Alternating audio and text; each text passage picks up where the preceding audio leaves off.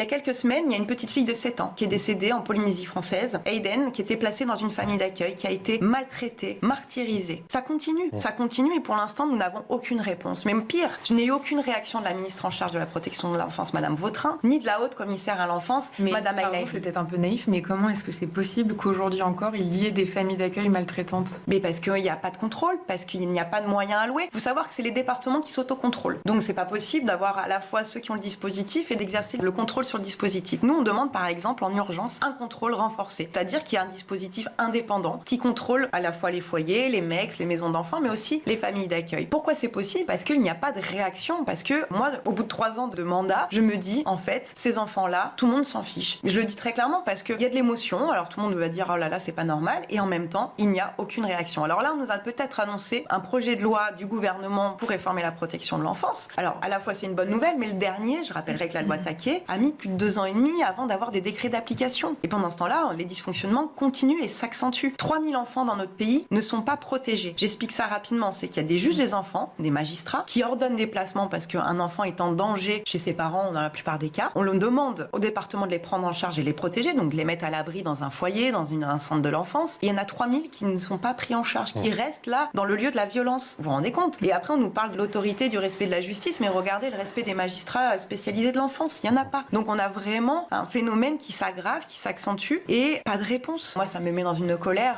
Et donc, selon vous, qu'est-ce qu'il faudrait améliorer dans ce partage de responsabilités entre les départements d'une part? Moi, je fais partie, avec mon groupe politique et la France Insoumise, nous, on défend une recentralisation de la protection de l'enfance, de dire que l'État doit reprendre cette place-là. Parce qu'il faut entendre aussi que cette politique est décentralisée, donc elle a la responsabilité des départements depuis les années 80, mais ça donne 101 protections de l'enfance différentes sur le territoire. En fait, il y a des inégalités territoriales qui sont inacceptables. Un enfant placé dans tel département n'aura pas les mêmes chances dans un autre département. Moi, c'est pas comme ça que je conçois notre pays.